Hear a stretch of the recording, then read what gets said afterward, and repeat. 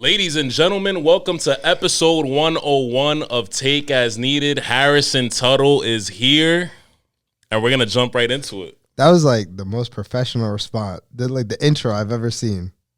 And you watch these. You actually watch these. I do watch these. I love it. We'll be right back after the intro. Welcome to hell. Beep, beep, beep, beep, beep, beep, beep. That meet my boy. I don't pay my taxes. Your girlfriend call me Kumar. Take it easy. Call me Kumar. Your name's Q, you fucking scumbag.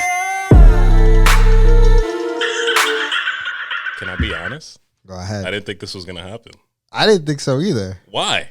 Yo, I see you every week. Yeah, true, but we can't get in here. At the same time, like when I asked you at first, I was getting like I don't know vibes, which is fair for what you do. For those who don't know, Harrison Tuttle is the president of Black Lives Matter in Rhode Island. You also have a lot to do with just New England in general, from what I gather.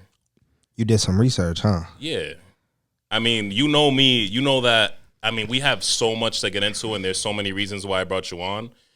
But you know me, I'm not a bit like I know a lot about politics, but I don't fuck with how politics works, if that makes sense.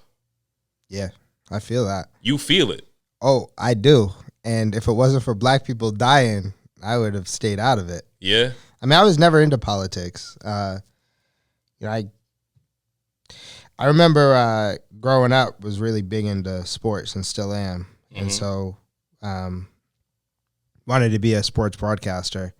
Wanted to be Stephen A. Smith. Remember going you to should have did that. Hey, I remember going into the but you're fighting a good fight, so I'm not gonna, you know what I'm saying? But yeah. I remember going into the barbershops and, there may be like a Patriots player that goes in there, and I remember like being like, you're not doing what you're supposed to do. You're supposed to go on X, Y, and Z. And I think about it now, I mean, you don't really know what the fuck you're doing. Can I swear on this? Yeah, of course. Don't really know what the fuck you're doing. Swear? Can I? Well, I just did. Yeah. Of course. So I never thought I'd get into politics. So I get it. And, a lot of people don't have time to kind of worry about those types of things, kind of go into that a little bit more. But, a lot more people are more interested who farted at the BET Awards. Yeah. I mean, the thing, I know you know this because we've known each other for a little while now. And, like, it's funny because, like, you're still trying to get into the world of politics. You obviously the president of Black Lives Matter, but obviously with reason, with everything that goes on in the world. And I think politics in general needs some type of balance. I think a lot of people would listen to this episode and kind of be surprised, not because it's you, but because I would have anyone on that side of the world on this show knowing how it is. And it's because, like, people might not know this about you. They might see your Instagram and think, oh, Black Lives Matter, he's definitely this, he's definitely that. And it's like, no, you're very, like, when I talk to you about my views, I don't get that. You're a very cool, laid back person. You're very realistic. Like, you're not, people will look at you and automatically assume, like, oh, liberal, this, that, the third, whatever. And even me, like, depending on who you fucking talk to nowadays, and that's what I don't fuck with about politics is that, and how this country per se works. I don't really know how it works in other countries, but in this country at least, everything is so divided. Everything is so like left or right, blue or red, and it's like it's not that simple for some people. You know what I'm saying? And oftentimes I talk to you, yes, obviously, and I think people can say it about me, like, yeah, you can say that I lean more towards one way, and you can say that about anybody, but I don't get that, like, uber fucking liberal vibe from you. Like, I could actually sit down, have a conversation with you. You won't get pressed, especially for someone who's in the thick of it, which I've always fucked with. You know what I mean? Yeah, I mean, at the end of the day, I think, like, you got a thing like abortion, and you got a good thing like gun rights. Depending on where you are, you're gonna swing to one party or another. Mm-hmm. And so, in this country, we've got one issue, political things that defy, who you're going to vote for. And, when I was running for state senate in 2020 or 2022, I found that, when I talked to conservative folks and liberal folks, that ultimately they wanted the same thing. And in fact, when I was talking to more conservative folks, they had thought that I was, a Republican, because I think that there's a lot of common ground when it comes to, you've got one political party in the Democratic Party, you've got one party in the Republican Party, and both have interests that are not for, I want to say the everyday person. Okay. Now, in my opinion, will you have Republican Party on things like healthcare and education that will seek to cut and that has more of a negative impact? Sure. Will they try to take rights away from, marginalized communities? Yes. But on the other hand, the Democrats often run with the idea that, hey, we're not this other side. Mm-hmm. And they're not actually doing things that will improve everyday people's lives. The idea of like free college, the idea that, folks can have access to health care. When people pay their taxes and we talk about the barbershop, fix these roads, yada, yada, yada. Casual barbershop talk. Yeah, the only thing we care about are the roads, the ground level people. People don't know where their money is going to, and it normally doesn't end up helping them. And so, if people understood and got involved with the process, then I think, regardless of what side you were on, we would start to see results that reflect your community. I mean, yeah, because we all, at the end of the day, we all pay taxes, I think. And it's crazy because, like, the older I've gotten, obviously you care. I think anybody could say this, any young adult, or young transitioning to adult. Once you start paying taxes, bro, then you really start to really get into it and really be like, all right, what the fuck is all of this going towards, right? Like, yeah. And that's why one of the things you say that I really fuck with a lot is vote for the local, like focus more on voting for your local, politicians, not the because I'm not gonna lie, and you've also said this to me, and I can't shame people who say it to me. No, you haven't said this to me. You've said the other part. My mind's all over the place. Whatever. You know how this show goes, but the majority of people usually look at me and say, you can't fucking talk shit about the president and all this other shit if you didn't go out and vote. And it's like, okay, fair, true, whatever. But I do think that side of things is bullshit, and I don't think we've ever had a conversation about that. So, a genuine question here, what do you say to people like me who are like, fuck voting for in terms of presidential elections? Well, I mean, so here's the problem, is that the presidential elections, me as an individual may not have a greater impact as, let's say, a city council vote. And the reason is because there are about 13 or 14 states in this country that actually determine the presidency through the Electoral College. Those are the swing states, right? Michigan, it's the middle of the country. California is going to vote blue. New England's going to vote blue. It's, kind of the farmers that kind of determine the election.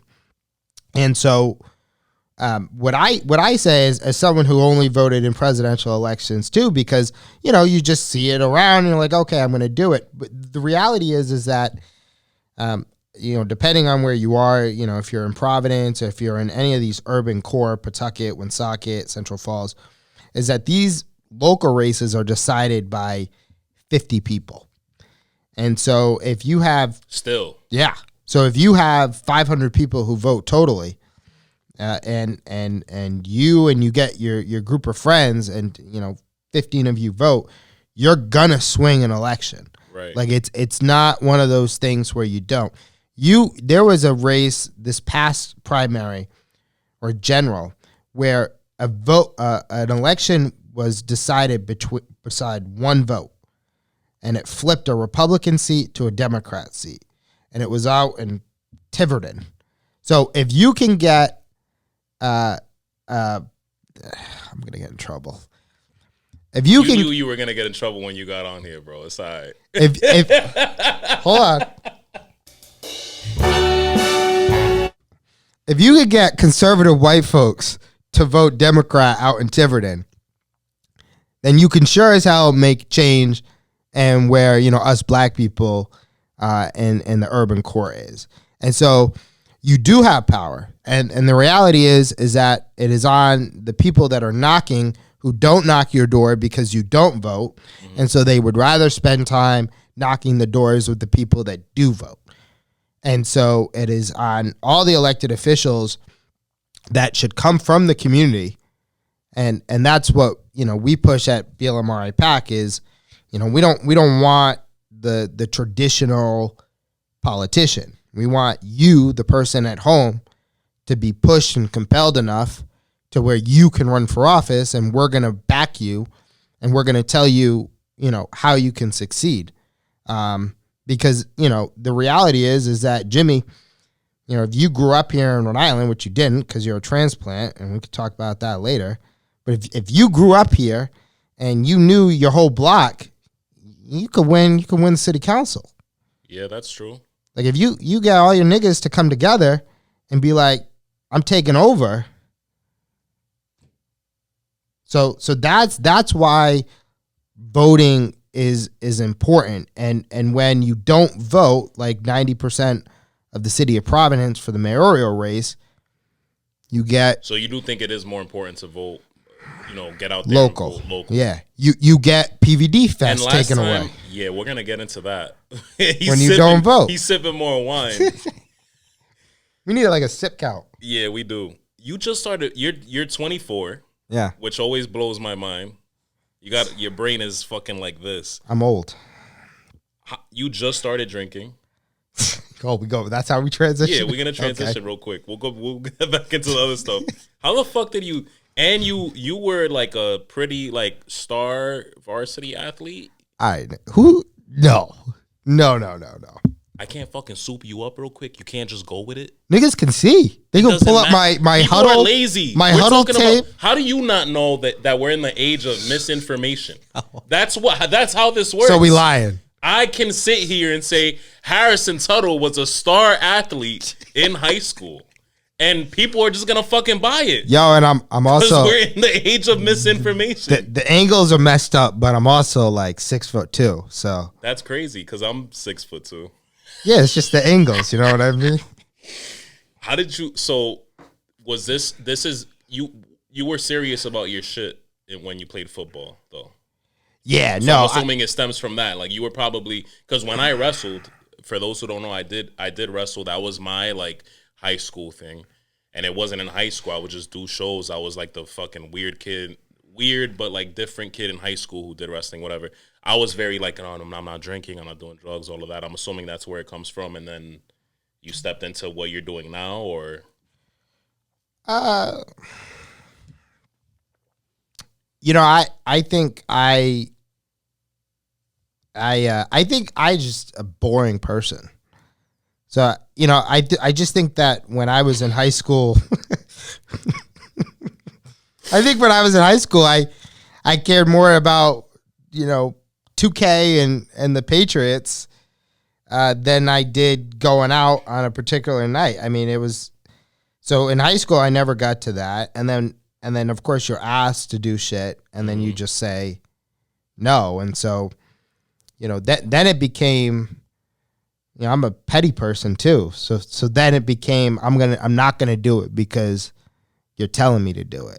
All right. That makes sense. And then, it didn't work out today when I told you to fucking try as of a week ago, I caved and I don't know why I caved, but y'all like, I got to be careful with this because. But we know you're very, professional, whatever. This is a very wild question, but like, if we jumped into the future and you were, because you're still trying to get into politics, obviously. That's not, you said it was 2022, right? That was your first like. Yeah. I ran in Warwick and Cranston, and that's all I'll say on that. They didn't show out. No, they showed out. But I mean, enough. I got like 1,300 votes, which isn't bad in the suburbs. Oh shit! All right. Yeah. So they did show up this past. They did, but we could do better. Obviously. Yeah. All right. Word. Could be a Providence resident. So I'm assuming you're gonna keep trying, because this shit doesn't happen overnight for anybody. You gotta keep. Yeah. What did Giannis say? He was like steps. Steps, whatever he said. That's how I view it. We're just gonna go with that. If you got like if somebody in the age of like digging shit up, right? If they dug something up about you, some wild shit, like some skeleton, some demon, what would it be? Oh, you're not digging up anything on me. Nothing. Oh, I cleared that shit before I ran the first time. Get the fuck out of here. Anybody who wants to try to dig shit up, the best place is probably Facebook. So it's my name, obviously. So go try to dig some shit. You're not gonna find shit. There's got to be some like little small shit, you know. No, I promise you, there's nothing. That's great. That's amazing. They'll dig up the fact that you were. But drinking. what would it be? What would it be? Yeah. Like some little, you know what, people make things out of anything. Yo, I had a wild tweet, and I'm really hoping that this doesn't screw me over long term. This was when Harrison was in his radical phase. But that's fine, because see, this is what I believe in, right? Like everybody from all walks of life, Hollywood, politics, fucking anything. No one is fucking perfect. Especially the Twitter shit to me is dumb. I had a tweet on Twitter in 2020, and it's deleted, but I took a screenshot of it. Where I go, I'll serve crack before I serve this country. And to this day, I think that's the best tweet I've ever put out. But it's gone. You can't find it. And I grew, steps to failure, or whatever. But it's true. Would you serve this country still? No, still, or? Well, so part of it's wrong. Would I go in the military? Fuck no.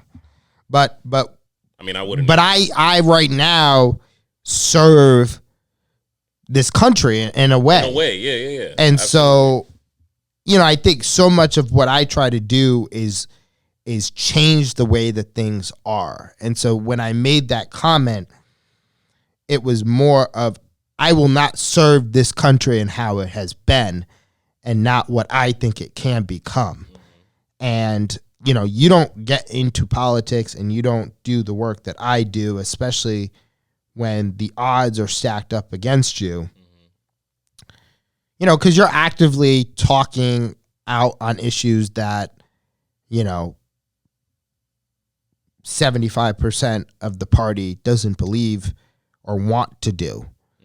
You know, when I talk about things like police reform, and there are elected officials who, you know, may want to do that in their heart, but are afraid that, you know, their police chief in their local town is going to get mad at them, and then they're going to, you know, fund their opponent's campaign.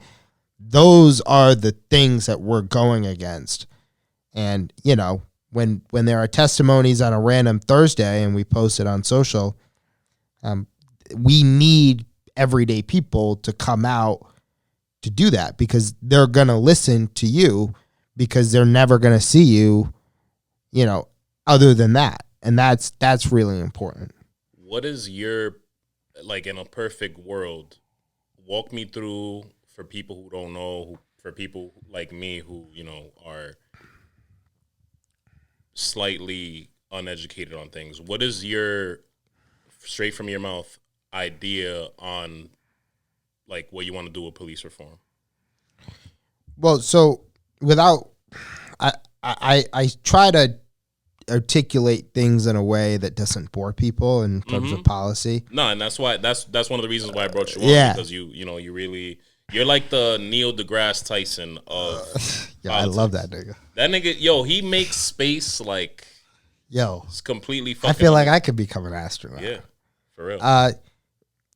You know, Rhode Island is an interesting place, because on one end we're a deep blue state, but on the other end we've got a lot of Catholics and more moderate Democrats, which just mean that they're more down the middle than one liberal all the way or not. And so, for an example, you know, on an issue like homelessness, you know, on one end you say, at a very simple level, we need more housing to house these people. And on the other end, there is a consensus that they need to be moved out of a certain area. The idea that, you know, if someone's living under the bridge, that they need social services, and that, you know, they should, you know, be able to pick up after themselves with the help of the government. And on the other end, you've got people that say we just don't want them under the bridge and they can go find somewhere else. Right. And so, someone said the good news is someone said that old people die and their ideas go with them. Now, policing is something that, I got into, and, it's just really, really controversial because the first thing is, people want to feel safe and they want to be safe. And those things are two different things. In Providence, crime is at its lowest that it's ever been. Okay. That doesn't mean that there's no crime at all, but crime is at its lowest. It has been a calm summer. Well, it's about to pop off. Probably. Yeah, I mean, it always pops off during the summer. It's whenever the weather gets hot, and it's been hot, but not necessarily like, right. You know what I mean? Hot but like, enough for the fucking hookah bars to pop off. My idea with police reform is that we meet people where they're at. If I am having a mental health breakdown, we should not have a cop respond to that call. We should have a, mental health counselor respond to that call. Okay. It's about now, what kind of mental health breakdown would be like? I'll tell you a story. When I was growing up, dealt with anxiety and ADHD, and grew up in a white household, and my mom didn't hit me, thank God, and probably I should have. And I was having a meltdown, and the cops called the neighbors called the cops because I was making so much noise. Oh, you were wilding. You were really wilding. And they responded to a call of someone having a mental health breakdown. Mm-hmm. And so we were at the second floor, and they come up with their guns blazing. Oh, shit. And they kick down the door, and, I was 6. Oh, so you weren't like fucking 13 talking about blowing your mom's brains out? No, I was 6. Yo, what the fuck? And so those types of things really made an impact on me. Because at 6 years old, that is what I had an interaction with the police officer. And so from there on out, it's like they're not really there to help me because they just came out here with guns. Mm-hmm. I think that policing as a profession is never going to get the numbers that they have gotten. I think they as a profession need to evolve, and then they need to meet the needs of the community in a different way that they have been. Mm-hmm. And I think not every single call that police get, because it's over 95% of calls that police get over dispatch in the state of Rhode Island are nonviolent. Okay. So only 5% of calls every year come back where, it meets a potential violent interaction or physical reaction. Okay. So those 95%, got a place like Kennedy Plaza, if me and you, Jimmy, from the community, if it was our job to literally get to know the people that were getting on and off the bus and who were there, who were unhoused, and we got to know that whole area like it was a block, and we're going to easily be able to tell when shit is going to pop off. Mm-hmm. And these things aren't like crazy ideas. These things have been done in other places throughout the country.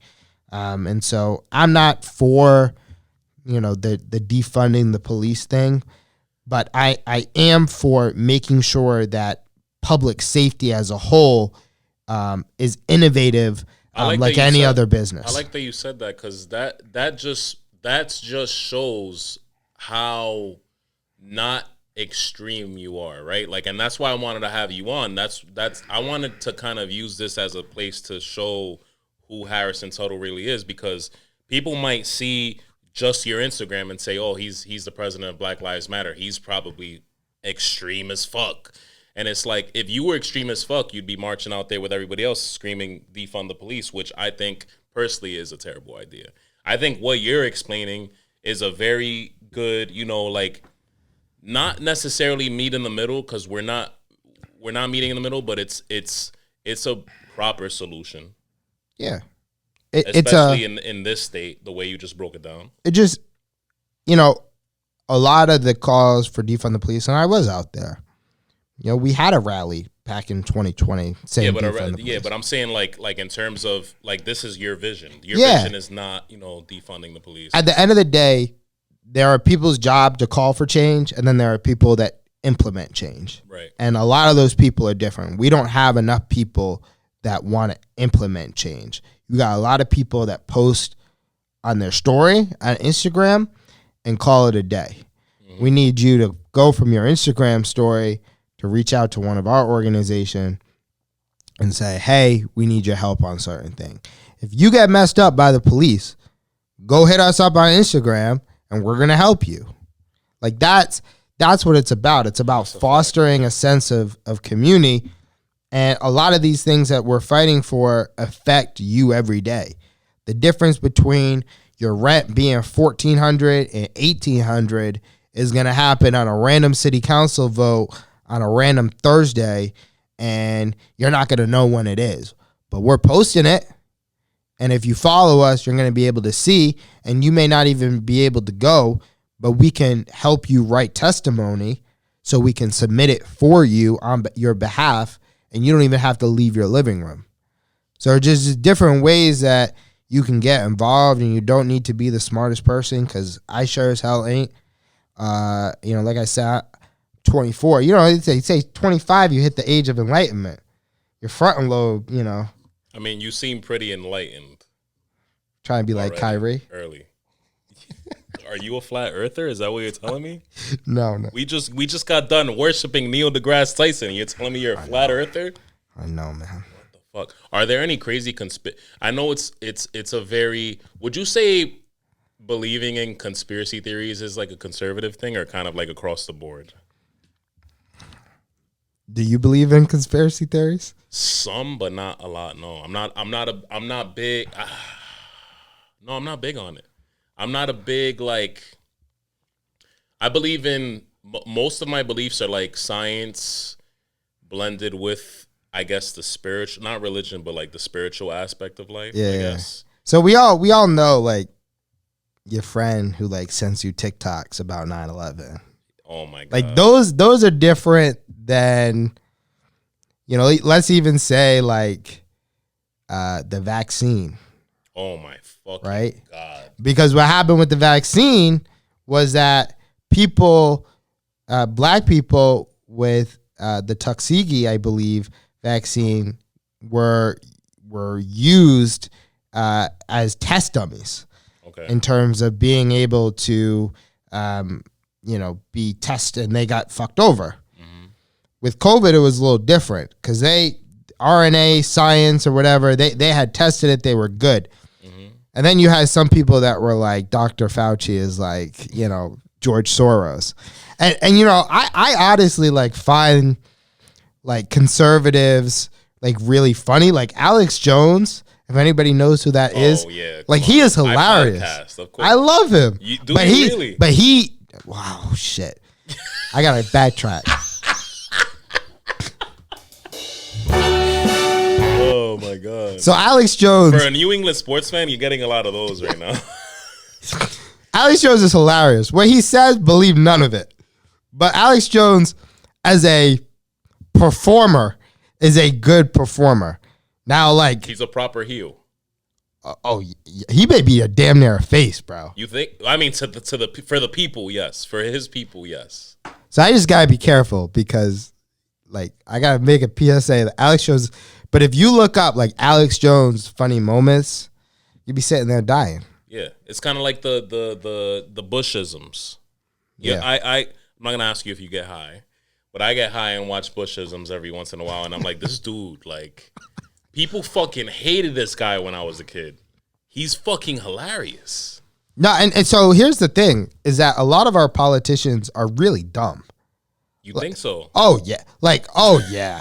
Oh, yeah. Like, I'll just speak on the General Assembly alone. 75%. Yeah. Fucking idiots. So you're going back to what you said in the beginning, which I thought was very interesting. Like, in my hood, which...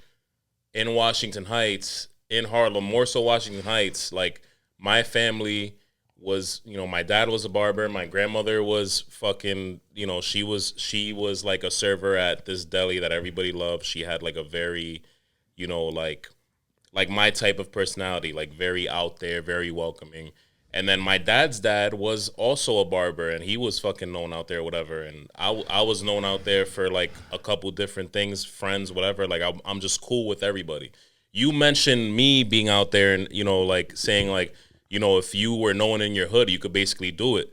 So now I'm painting this picture in my head, and you could tell me if I'm wrong or not, where like all of these politicians are not necessarily smart. They're just kind of, they came up. They came up through wherever they started, and then they move up, and they somehow end up in, the White House or in, Well, that's different. Local politics, yes. Yeah.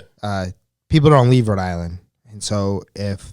But Gina, where is Gina right now? Didn't she? Gina's in Washington. Yeah. So look, this kind of goes back to like in general, like in terms of like a life philosophy. If you're, trying to be successful, and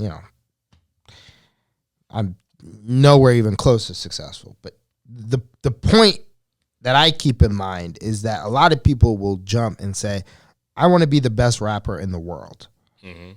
And you may be going to try to be the best rapper in the world, but try to be the best rapper at your school. Try to be the best rapper in your city. Start out small. Try to be the best rapper in your state. Mm-hmm. And there's a real opportunity for individuals in Rhode Island to be the best in their state and then have that credibility to go elsewhere. And so, Gina was...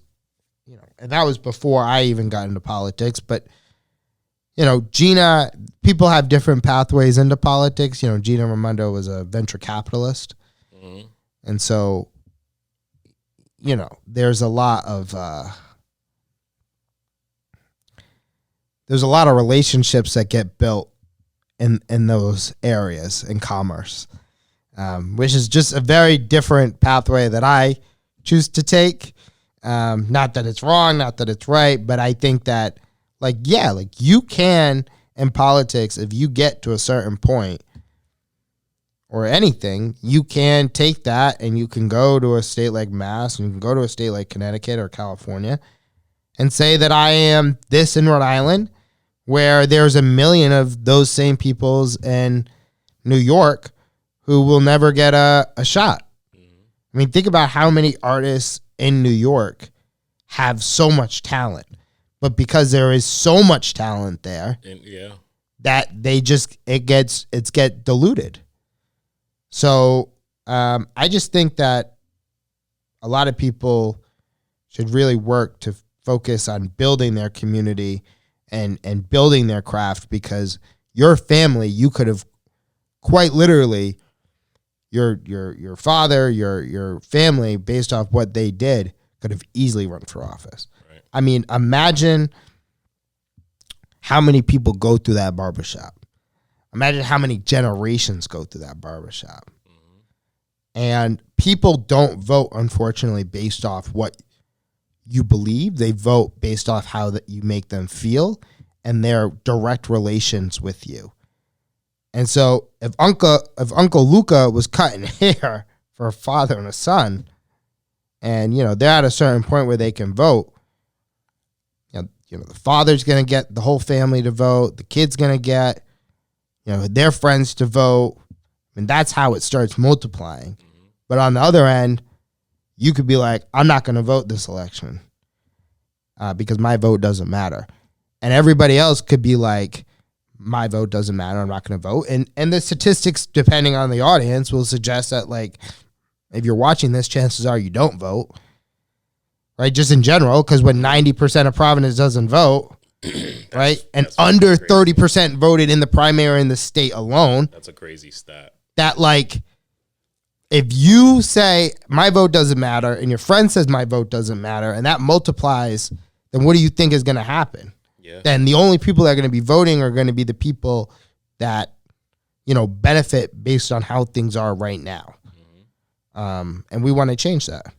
Do you feel, because you've brought this up to me, you said it in a way on here already, and then you brought it up to me, as when we have talked about politics, because me and Harris, This is like the most we've talked about politics. We really don't talk about politics. Because to me it is, and I said why, and to me it is fuck politics. And one of the reasons why I say it is because of what I mentioned in the beginning. Because there is so much of it's this or that. I'm very, if you mentioned the vaccine, like one day, you know, I'm at work minding my fucking business, and I'm not, you know, I'm literally like not in this conversation that I'm hearing to the side.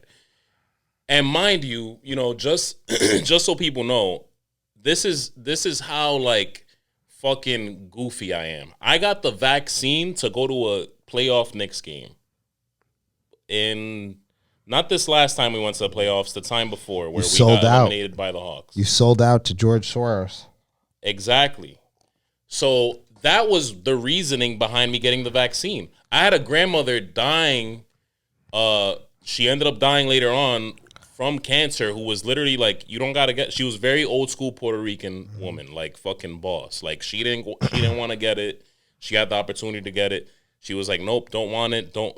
We were all like, we're going to get it for you. No, don't get it for me. Like, fuck that. All right. I'm going to get it to go to this Knicks game. We won. The one game that we won against the Hawks that year, you know the game where Trae Young got fucking spat on? Oh, yeah. Yeah, you were busting my balls about that. Yeah. Yo, you were at that game where they fucking whatever. Tell me more. Yeah. I got the vaccine for that reason. I'm minding my fucking business. Somebody hears about me getting the vaccine, and they're like, oh, you're a fucking liberal, ain't you? I'm like... Why is it like that? Like, if you talk to it, you know, like it bothers me that this is how things are. If a conservative, you know, talks to me and learns that I got vaccinated to go to a fucking playoff game, right? Or they say I believe in climate change. Let's start with that. Let's eliminate the vaccine thing. I believe in climate change. If a conservative hears that, they're like, oh, he's fucking liberal. If a liberal hears that I say I got a daughter, you know, I got a son, I got kids, I want a gun in my house, they're going to say, oh, this is a fucking conservative. I hate that that's how it is. What I am noticing, which you mentioned to me, is there are Democrats in, you know, in position that have conservative views or make conservative moves, and then vice versa. Is there kind of like a shift happening, or do you see a shift happening where it's not one or the other, or do you feel like this is just how it's been forever and this is how it's going to be? Well, I guess it all depends on, you know, nationally and locally. Like, it's more locally though, I'm assuming, right? Where you kind of see that. You know, usually local politics is a pretty good indicator as where the country is moving in general, because, you know, it's, you know, Joe Biden is not the ideal candidate for anybody. Nah. And so, you know, like but you're stuck. You're stuck between a two-party system. You're stuck with either Joe Biden or, you know, fucking Trump or DeSantis, and it's like, well, I guess I'll go with Biden, right? DeSantis. And Rob DeSanctimonious. You don't know DeSantis? Like DeSantis? Like DeSantis, the motherfucker in Florida. He's trying to run for... Oh, he is running for president. Oh, shit. Yeah. He ain't winning, though. Gun to your head, Trump or DeSantis? Harrison Tuttle's on a podcast. We're not taking anything Gun seriously. to my head. Gun to my head, Trump or DeSantis? Before you answer my last question, I'm sorry I'm all over the place. This is how it is every week. If I had to pick, and obviously, you know, would never vote for both of them, but if I had to pick, I would probably pick Trump. And the reason for that is that Trump is incompetent. Where DeSantis is very, very calculated in what he does. He's very much like Reagan, in the sense that, yeah, he'll do the same thing that Trump is doing with the culture war things, but he'll take a county in Florida that's blue, and what he would do is he'll slowly change the school board. And so he'll slowly start to change the school board. Then he'll change the city council.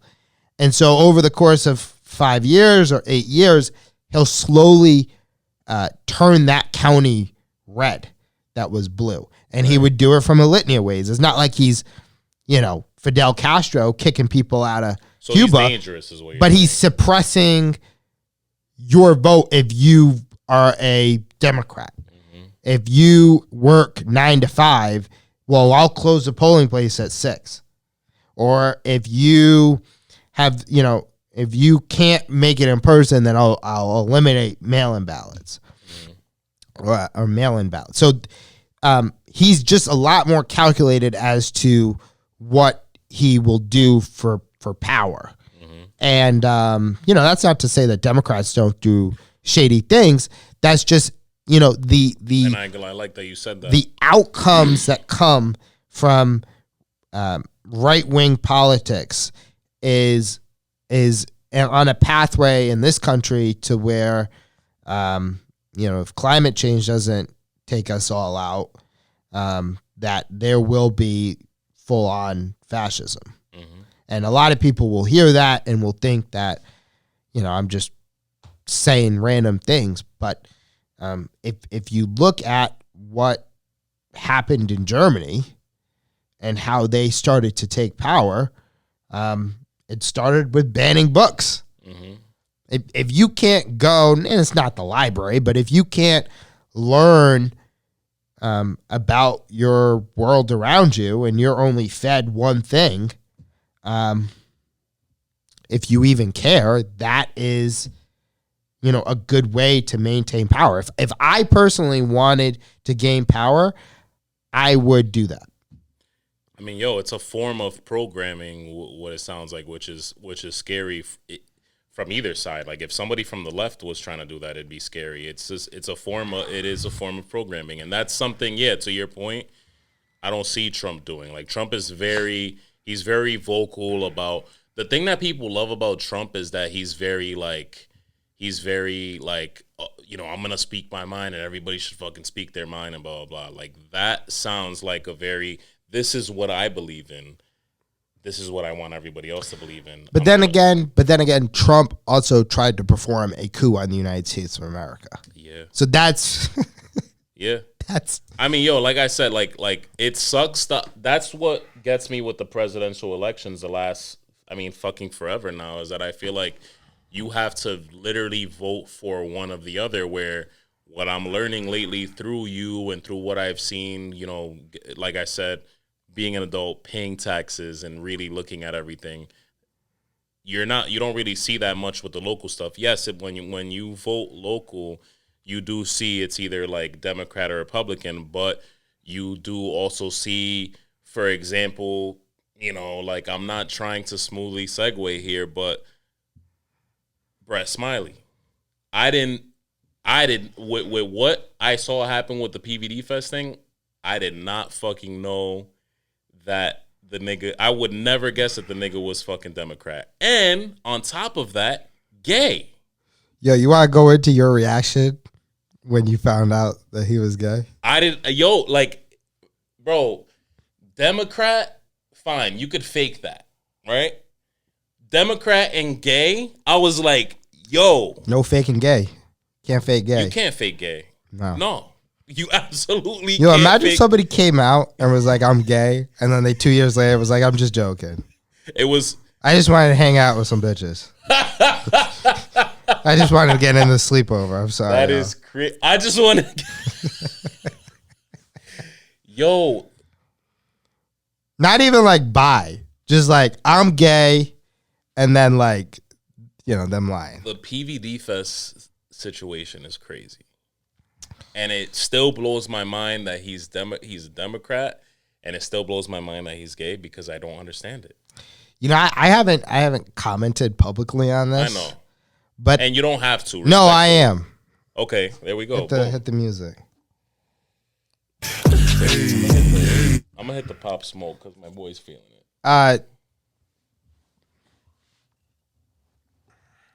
But let's CM Punk, take the fucking AEW logo off the mic and all of that. Brett Smiley was I didn't support him for mayor. There were two other candidates. And, he's not, in terms of, well, he is. Here's the thing. My thoughts on Brett Smiley is that it feels, based off his action, that he is running the city like it's not Providence. Almost as if he is uncomfortable with the idea of certain individuals and certain communities being on the streets of Providence because, with our little white suburban folks, there is a fear that if they go to Providence, they'll get raped, killed, and dragged out on the streets. So you think he's trying to eliminate? I think that he's running the city like it's Cranston instead of Providence. Right. And I think that's a massive mistake. Now, if you're listening and you own a property in Providence, your residential taxes are going to go up by a lot because of his budget. Now, it's because of those local elected officials that, maybe two people voted for that managed to get that down a little bit less than what he wanted. But your residential taxes are going to go up. And so with PVD Fest, I just feel as if it was something that Mayor Lorza put in and it really brought people to the city. Mm-hmm. I mean, there were thousands of people. And when you're in Providence, it's very different than any other city in the state. It is a predominantly Spanish and black and brown group of people. Now, you may have the more wealthy, affluent people on the east side that tend to be white, but for the most part, they don't mind having things like that. So I really couldn't wrap my brain around him wanting to do that, and I think if he continues to do that, he won't be mayor in 4 years. I mean, people already... In 3 years. He's not from here also? Yeah, but neither are you. Yeah, but I'm not trying to be a mayor. I'm just a fucking podcast nigga. Like, that's all I am at the end of the day. I think that's stupid. Because the problem with Rhode Island is that when people come from out of the state and they bring in new ideas and new different types of things, that should be embraced. The reason why we are the way we are in this fucking state is because nobody leaves. And so that's why you get, Joe Schmo who's in for, 45 years because nobody moves out of the neighborhood. That makes sense. No, but I will say that he was a staffer. So there are people that are the ones that, are the talking points. They'll be the spokesperson, and then there are the people behind the scenes that will do the work. So he was the chief of staff for Gina Raimondo, and so he spent a lot of time in both city government and state politics, and then he's taken this approach with running the city like a business, and that's what he wants to do. What do you say to the people? Because I've heard this too, and I haven't talked to one person who is behind what he's doing. Because the first thing people think of is, well, he moved it and he's taking away the open container law. Motherfuckers want to drink. It's as simple as that. So 99.9% of people don't like what he's doing. But I have talked to people who, open-minded conversations who are like, well, shots fired at PVD Fest the way we did it before. But the thing is, that can also happen the way he's doing it now. It's still in Providence at the end of the day. Like, you're going to have a couple bad eggs here and there. What do you say to shit like that? I mean, there's always a case that, like, people are going to shoot up a certain area. But, yeah. I think, in large part, a lot of the shootings happen in areas in which, the neighborhoods are because of relationships. Mm-hmm. Like, for anybody who doesn't know, if you go to Providence, you're not gonna get robbed. You're not gonna get shot unless you're in the mix. That only happens unless you are in the mix. Yep. So if there's a popcorn stand and there are people dancing in the street, nobody's pulling out a gun. Because if you're pulling out a gun in the middle of PVD Fest, you're going to get caught. And so, like, the beef is never that serious to where you would do that out of nowhere. Mm-hmm. And even if you were, you would wait until things died. So it's just, I'm not, but it's not going to happen. And it kind of goes back to, I just feel as if maybe it's not him, maybe it's people within his administration that are just uncomfortable with black people and brown people being lit on the streets of Providence. Yeah. And I think that's a shame. So from what I'm gathering from you, he's trying to gentrify the shit out of Providence. Oh, yeah. Or it seems that way. Let's not, like, get you in trouble, but it seems like, oh, yeah, with everything he's doing. Yeah. You can't tell? Yeah, I mean, so I'm still fucking blown away that this nigga's. If Brett Smiley is listening. I mean, yeah, and I have his number. Chop up some reels and all that other. You have his number? Oh, I do. You talk to him? I don't think people are going to be listening to this. But all right, I'm just going to joke. Let me joke. Yeah, go ahead. Because I have wine. It is Smiley. A comedy podcast. It's fine. If you looked at Brett Smiley, would you think that he's a gentrifier? No. You wouldn't look at him and be like, oh, look at him. White, affluent, man. Go ahead, look it up. Let me see what this motherfucker looks like.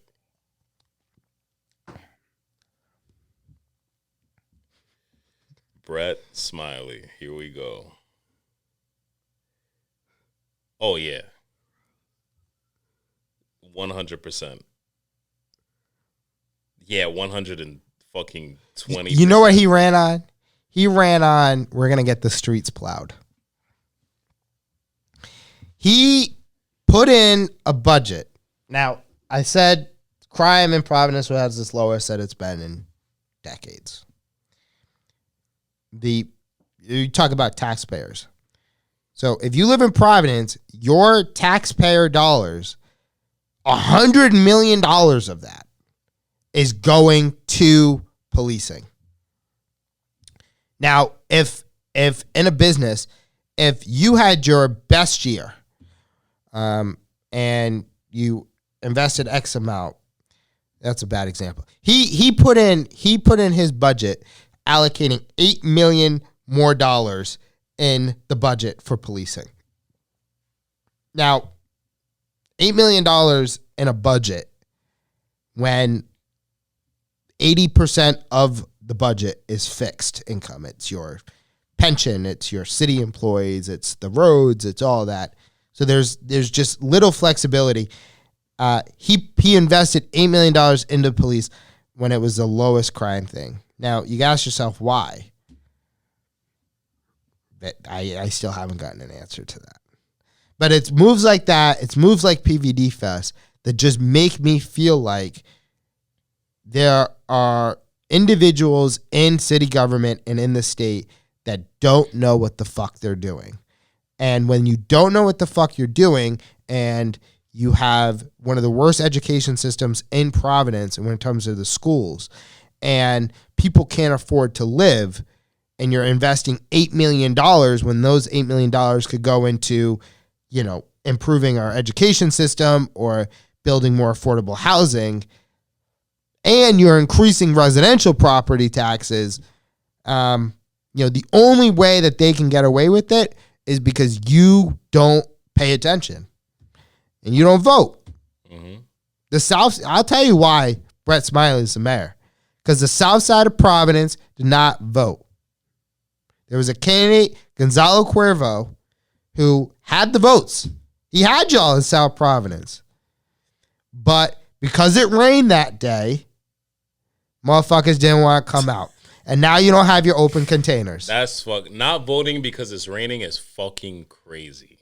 I see you niggas outside driving through the rain like fucking assholes, but you can't go vote. When I tell you, if you are on a random Friday night and you're on Thayer Street, just take it from that CVS to maybe kind of where the pizza shop is. You know what I'm talking about. And I think there's a lot of pizza shops, but there's one that I'm thinking, like, on any given night, that amount of people can change an election.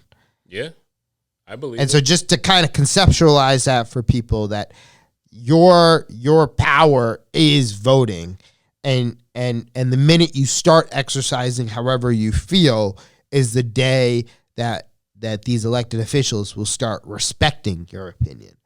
Because right now they don't respect it.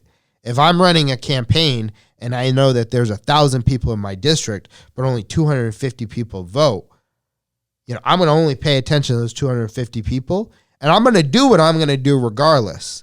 And that's the thing that people don't realize, is that they're going to do whatever they're going to do. They're going to do it regardless of whether you vote or not. It's just the question is whether or not you're going to change the person in there or you're going to change the way they vote. And this is the thing. I don't know what the solution is to shit, like to shit, like unfortunate things, like, how Providence is versus how Cranston is. And let me not get into the fact that different neighborhoods have different things wrong with them. You might have, and this is what I've told, I had a situation with my daughter's mother when she was pregnant and we were moving around. We were trying to figure out where to go. We were on Picasset Ave in Providence at the time, and her parents made the biggest, they were white. They made the biggest fucking deal about, like, make sure that, you move my daughter into a better area. And I did, like a fucking herb. I was like, you know what? I'm going to go pay more money in Warwick. And it ended up being a shit apartment with a shit landlord and all this other shit. And my argument at the time, and I don't know why I still did it, but I was just like, yo, like, in Providence, you broke it down best. Yes, it's unfortunate to have your kids hear gunshots and all this shit, but guess what? I grew up that way and I survived. And you know why I survived? Because I wasn't in the mix. And you're fine as long as you're not in the mix. Yes, there's rare situations where, unfortunately, people who are not in the mix, but that's very, very rare. You go to a place like Cranston, you got to worry about, you got to worry about the fucking pictures on the fridge with the neighborhood fucking ripper who might, catch your kid on a fucking Friday afternoon walking home from school. The neighborhood like that, ripper. You know what I'm saying? Like, that's different neighborhoods have different problems. I don't know what the solution is to, I guess, solve that, but I don't think it's, my problem with gentrification is this. It's happening in Providence now, and hopefully it doesn't, end up happening, but it's slowly happening, it seems like, with somebody like Brett Smiley, right?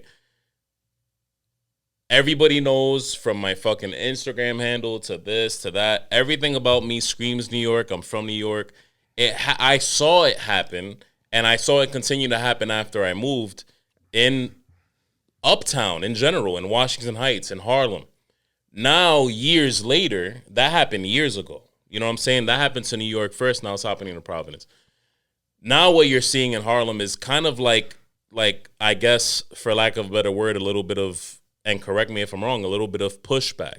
Because what happens when you do that, what happens when you do things like make it, hard to afford living in that area that you once could barely afford, is people are going to find ways to make the money that they make, to make the money that they need to make to afford living in these areas that were once barely affordable. So at some point, if this happens to Providence, from what I've seen happen where I'm from, like, it's only going to make it worse over time, because you're going to force these people to desperately come up with ways to make it affordable for them to live. You know what I mean? That, and when you examine where people live and why they live there, if you are not, if you don't come from wealth, or you're not, if your family isn't set up in a way that you can largely decide where you want to live, usually those communities band together, or they are moved based off a number of reasons into a specific neighborhood. Largely, a lot of people don't have much choice in where they live. If you are at a certain economic status, chances are you're not going to move outside of that given zone that you're in. And so when you gentrify an area, all you're doing is taking one group of people and you're pushing them to another part of the city. And the problem with that is that there is nowhere to go. Mm-hmm. And so you have you have people who have nowhere to go and are forced now to make a decision as to whether or not they send their kids to a good school, or they eat. I mean, all of these things are being put on the table right now, but it even further accentuates that. And, you know, the problem with the lack of affordable housing in this state and rising prices has a large part to do with the fact that people's wages haven't gone up. Mm-hmm. And so it just hasn't remained consistent with the market. And so housing prices go up and your wages stay the same, or decrease. And so there's, you know, that's why there's an argument to raise the minimum wage. And I think the biggest argument against that is, well, everything's going to go up. Well, everything is already going up. Yeah, so now we have to play catch up. And so the idea is that you create a livable wage to where you can accommodate your basic necessities like housing, I don't get that healthcare. argument, because to me, for lack of a better word, it seems like pocket watching.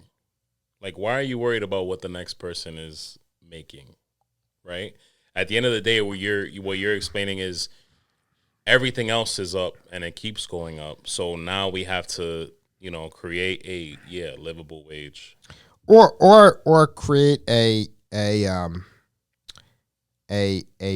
program in which people may have a certain amount that the government or somebody provides as to like a minimum standard that you make. Maybe it's, you know, you make a minimum of $40K. And, you know, look, there are things like Medicaid and things like food stamps are pretty much that. I mean, they are meant to be a blanket for folks, or a net for folks to not fall through the cracks. And so it's about expanding that security net for folks to make sure that, you know, you don't, you know, decide that I want to go sell drugs as a result of not being able to afford food in the house. Yeah. I mean, and I try to explain this to folks at, like, you know, elected officials and even the chief of police of Providence. Mm-hmm. It's like, why would I work at McDonald's and get paid every 2 weeks and get those taxes taken out and not have enough money in the meantime to help my family, when I can just go out and go sell drugs and have an immediate come up? But what you see a lot of is motherfuckers is working and selling drugs because the work that they're doing is not paying them enough to. You can't even afford a place on your own. You have to have someone there with you, whether it's a roommate or a lot of people. I know people who live with their exes. That's crazy. Like, they literally, and this is, I've known people for years who do this, who literally live with their exes because it's hard out here. And there's no, like, if you look, there's no place. Yeah. Like, there's no place. I talked to someone the other day who was going to an open house for an apartment. Like, that's fucking crazy. That just tells you where things are at. Yeah. So, like, you know, and I always felt like it was corny, too. Like, you get fucking Obama, you get all these vote. And, you know, I'm like, vote for what, nigga? You ain't doing shit for me. Mm-hmm. But, seriously, when I say vote at a local level, is because you're going to be homeless in 5 years because you can't afford your rent. Yeah. And there's no place to go. And so, like, the only people that it's helping are the people that are benefiting off of whatever's in place right now. Mm-hmm. Is the people that can afford to put elected officials in that want to vote for new luxury apartments, that want to gentrify the city because they want to uplift what their idea of what Providence is. And they're not from here. And that's the problem, is that you strip culture, you strip the people that are literally living there in attempts to make it feel more safe. When in reality, a lot of these places are safe. It's just to more affluent white people, and just generally speaking, it just doesn't look like they're Cranston suburbs. Yeah. Before, we close this out, because you cracked the whip a little bit and you told me you only had an hour, you got a lot of shit I to can do. keep going. Somehow at this hour, because I like to maintain a little, people listen to this on fucking Wednesday mornings and shit. How many people are you pulling into this shit? I'm going to get in trouble. You might. How many people you see the numbers on Instagram, bro. Don't act like you don't. You know what I'm saying? But will follow me. With it being Pride, did you hear my last episode? If you didn't, it's fine. I don't, whatever. You had the previous, when you had the co-hosts. two, yeah. Talk about Spider-Man. There was an interesting conversation about, and I had this conversation with you with my daughter going to Pride. Yeah. I think we understand my stance on that situation, but to take away from that, which we had an interesting conversation about this side of it on the last episode, with it still being Pride Month, with you being a black man, with me also being a person of color, and coming from family members and friends who are even people of color who have this sort of stance, do you think that there is an agenda, this agenda that people keep talking about? You should have piggybacked that with the conspiracy shit. I should have.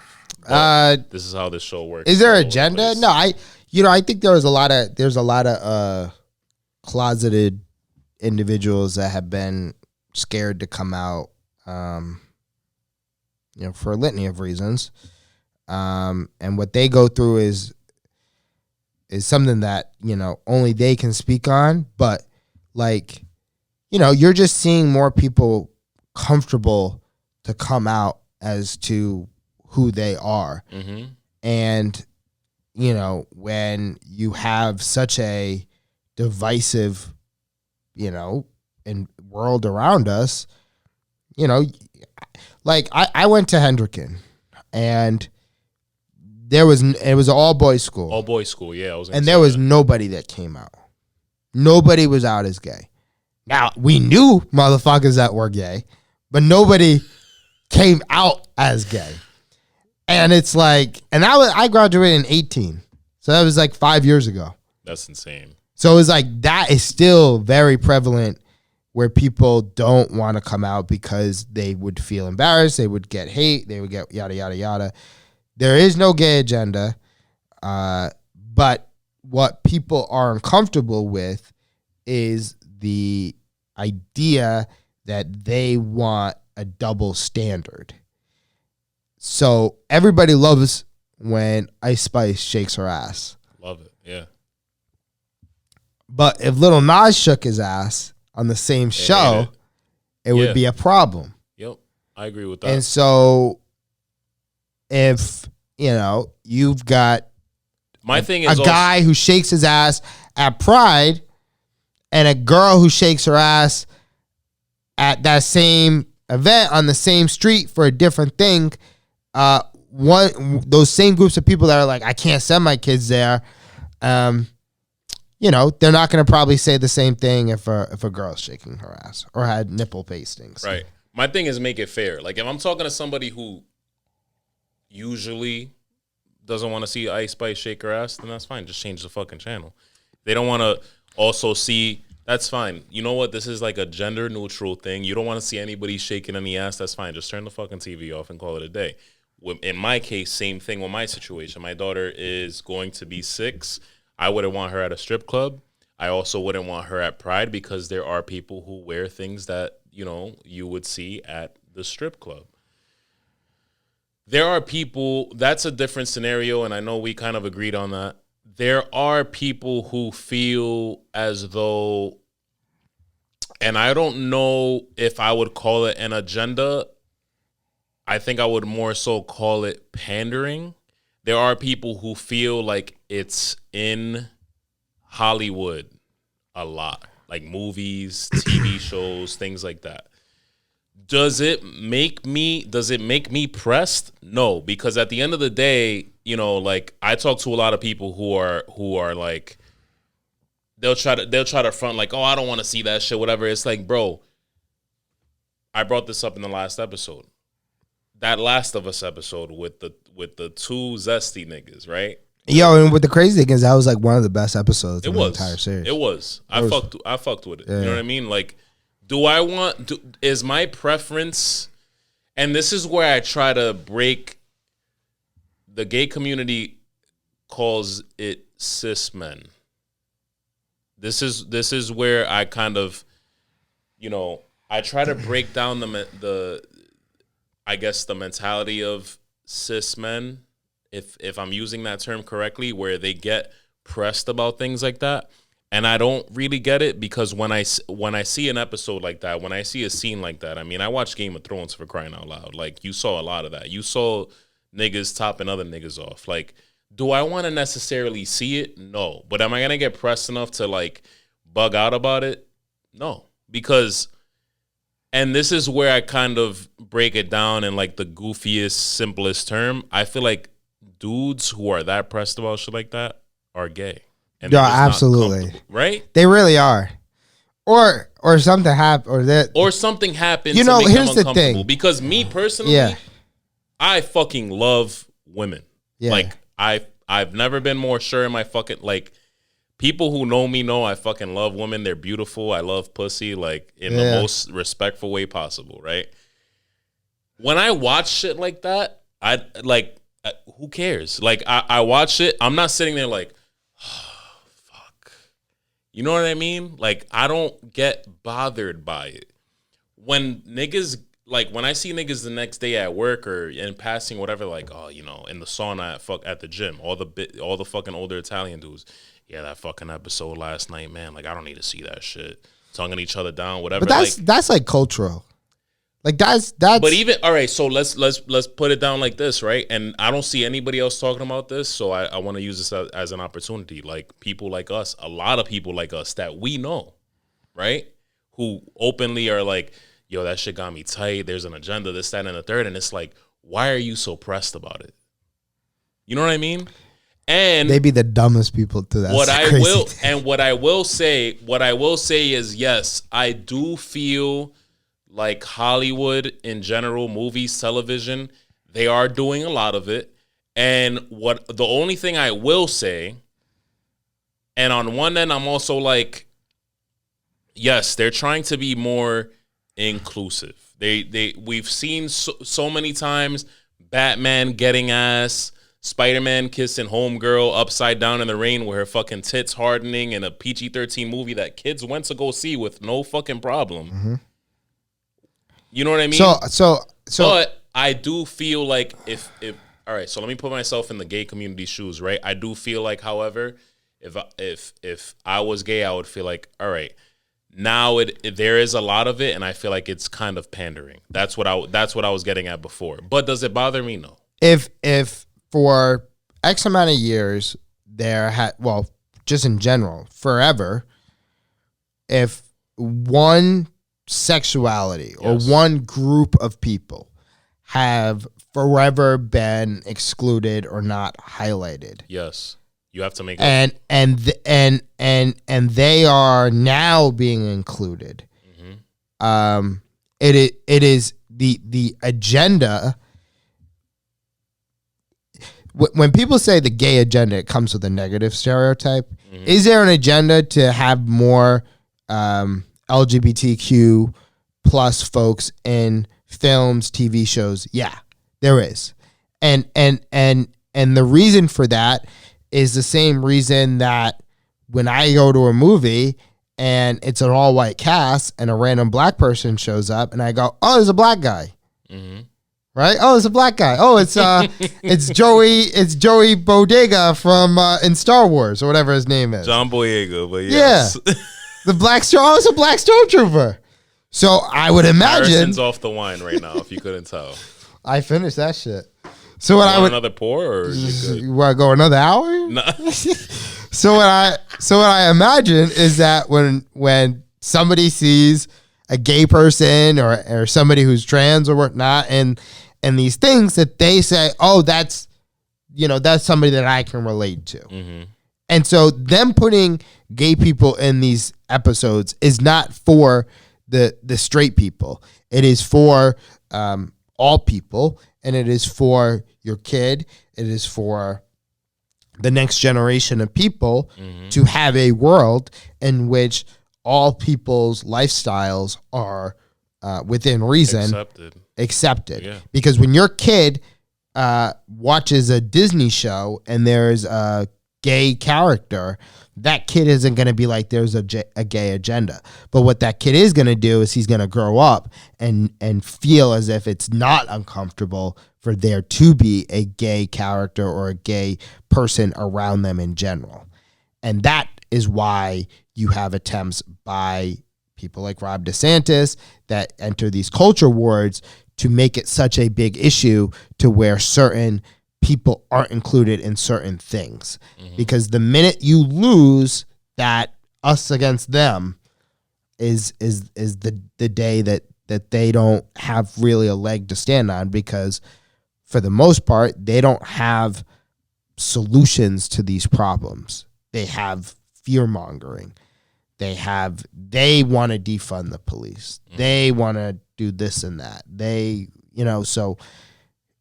That's hard to see through bullshit when that's all you see in front of you, and when you can't trust the things that are in front of you and you actually have to think about why these things are going on.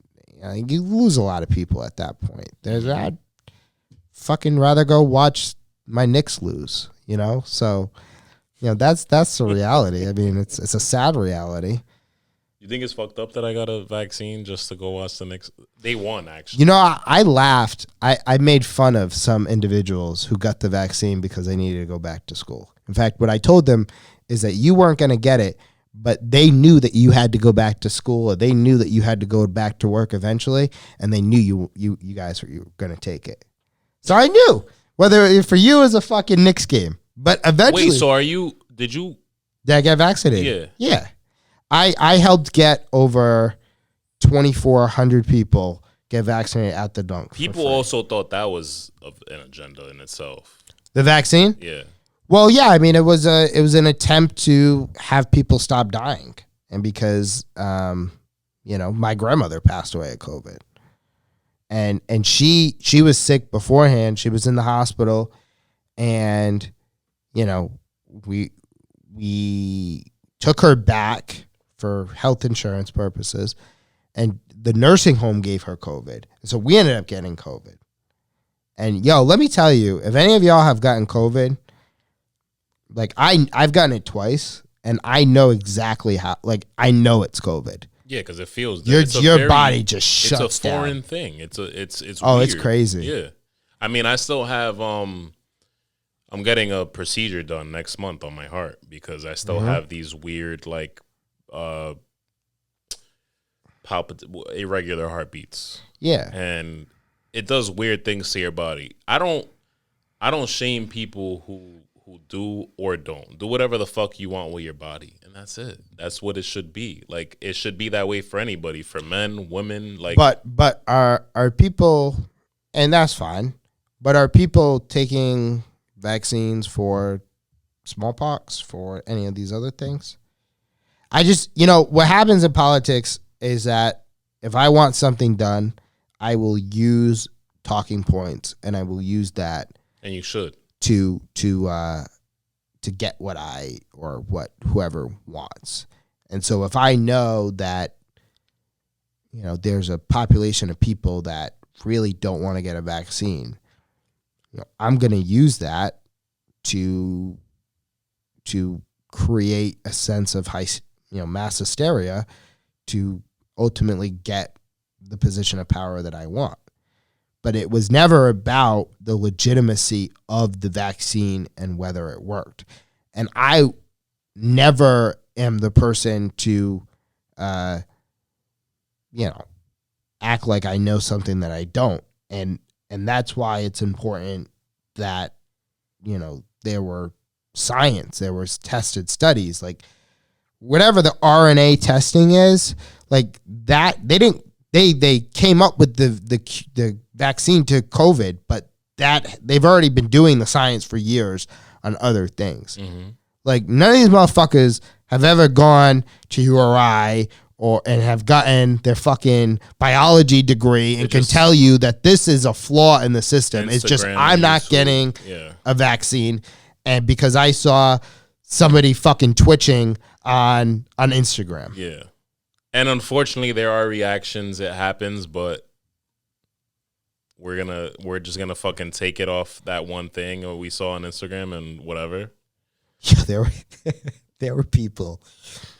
Like if y'all look up fake COVID reactions, where like motherfuckers will like acted like they couldn't walk and shit. Well, that's the thing that we're seeing now. Like anytime you hear about someone dying or someone having something happen with their heart or whatever, it's like the first question that you hear from some people is, did they get the vaccine? Yeah. Well, the thing is that I'm not gonna say if here you and lie cough to you in public. When I talked about this with you, where Maybe. if you cough in public, I don't think it was. It might have been. But if like before the pandemic, if you coughed, I was like, okay, whatever. If you cough now in a public space, motherfuckers think you've got like COVID. Yeah. Like get a good cough in and see what people's reaction is. It was worse before, but I know exactly what you mean. I'm not gonna sit here and lie to you. Like I think I got the vaccine in a lot of folks' heads, they think it's an ignorant reason because, yes, like I don't 100% trust it, but I also 100% don't trust a lot of things that I do, and that's fine. And that's where I kind of tell people, like, I've gotten the vaccine. Do I 100% trust it? No, but I also don't 100% trust this. I also don't 100% trust the McDonald's that I might get on the way home because I'm lit. Or how about every there's a large percentage of food. Like make it make sense. That's what. There's a lot of food in the United States that are banned in other countries for a lot of reasons. And we still eat it. That's what bothers me. That's what bothered me about the whole thing is like going back to the situation with the dude at work. Like, bro, you're laughing at me and assuming something about my views in life off of a decision I made, not knowing my background or anything. Let's talk about what you put in your body, what you decided to eat for breakfast, lunch, dinner, what you're going to decide to do this weekend with alcohol, drugs, or whatever. We literally put a whole bunch of shit in our bodies, but we're fucking worried about. And don't get me wrong, this is coming from the same person who I got vaccinated to go to a Knicks game. My daughter is 5, turning 6. Me and her mother both agreed on this one thing where we were like, I don't 100% trust the vaccine. She's young. I think it's situational. She's young. She's healthy. We were like, you know what? She's gotten COVID twice now. It's fine. She's not going to fucking die. She's good. She's young. She's healthy, whatever. It's situational. But at the same time, it's like let's say you're older, right? You got people around you that can't get sick or whatever. Who fucking gives a fuck? You're already putting a bunch of other shit in your body. You're making it that you don't trust this vaccine. There's barely any information on it or whatever.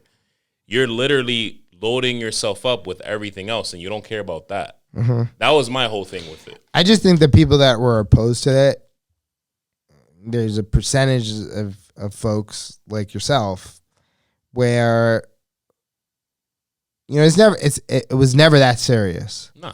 That if and it clearly wasn't that serious to me. Exactly. That if maybe you didn't go to a Knicks game, maybe the Knicks, missed the playoffs like they do every other year, for the last 25 years, whatever, right? Harrison, yeah, you're a fan of a dinosaur. Now, then you may not get the vaccine, right? Yeah.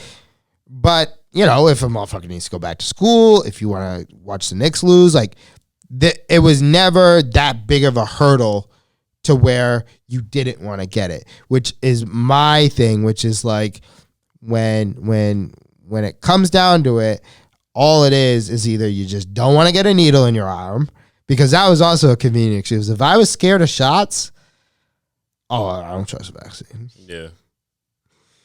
Like, so it's like, it is what it is. We're doing a lot better now. Like a majority of the population is vaccinated, and that's great. But, people don't even listen to their own advice. So for us to expect them to listen to experts in the field, that's right. Harrison, I appreciate this, bro. I appreciate you drinking wine with me, talking shit about Brett Smiley, doing all this shit that might get you in trouble. I know I'm a very frustrating person. My views are all over the place. I'm very in the middle about a lot of things. You tried to get me on that COVID shit. I did. And I don't get it with you, What do you mean? The whole vaccine thing. And I haven't seen somebody give me an argument as to like what is so bad about the vaccine. Like if somebody could tell me like this is and the ingredients in this is bad, I'm like, sure. I don't think it's bad. Mm-hmm. I clearly got it. Have I gotten the booster? I did get the first initial booster. Have I gotten the vaccine since then? No. Yeah. But I don't think it's bad. I think that there's very little. There's enough information on it. They've done as much research as they could during a time where we really needed to fucking get something done, right? But again, and this is where I'm a very frustrating person in every part of my life, whether it's politics, relationships, whatever, I'm a very I see all sides to everything kind of person, and that frustrates people. And when it comes to the vaccine, it's like, I don't care if you get it or don't get it. I'm not going to be pressed about it. What I do think is silly is people, like I said, sitting there saying, it's fucking bad. We don't know anything about it. Like, what are we putting in our bodies? Like, bro, you just ate a fucking whole bag of Takis earlier. Like, what is in that?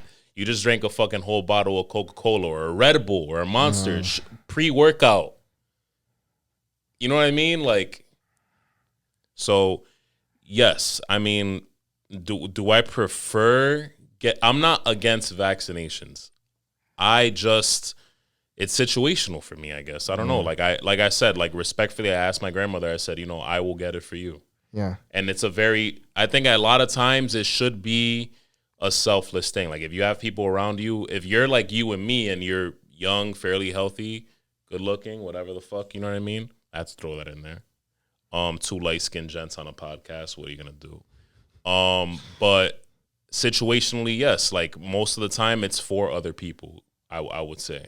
Or for yourself if you're older, or, whatever. So. Yeah, it's life in general. You do it for other people. Mm-hmm. Or if you're a decent person. But Harrison Tuttle, everybody. I mean, if you have any other things to add, maybe a fuck Brett Smiley or two or whatever. I'm kidding. I can say that. You can't say that. But no. Don't do well, no, I want to come back on. Mm-hmm. And specifically, I want to come back on to the wrestling podcast. Yes. Because we didn't talk about wrestling. Or sports. I took a couple jabs from you about my New York teams, and that's fine, whatever. But said I don't want to talk about politics, and we just spent the whole hour talking about politics. What the fuck happened to your Celtics, real quick, before we close out? And with that, we will close out the podcast. We're not talking about basketball, Thank right? you. It's not basketball season. Yeah, you don't care about basketball, right? You're not a basketball fan anymore. You want to talk about the draft? We have that on paper. You want to talk about the draft? Bro, come on. I mean, we both didn't do anything really, though. Nah, y'all. We got Obi Toppin's brother. And you know what? If that keeps Obi Toppin in New York, which it was about to not happen, I'm cool with that.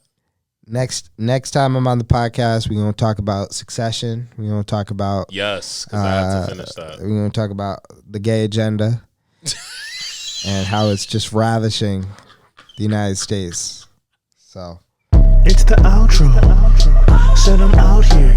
Now we out this bitch. Said I'm out here. Now we out this bitch. Said I'm out here. Now we out this bitch. Said I'm... It's Jimmy's Diner.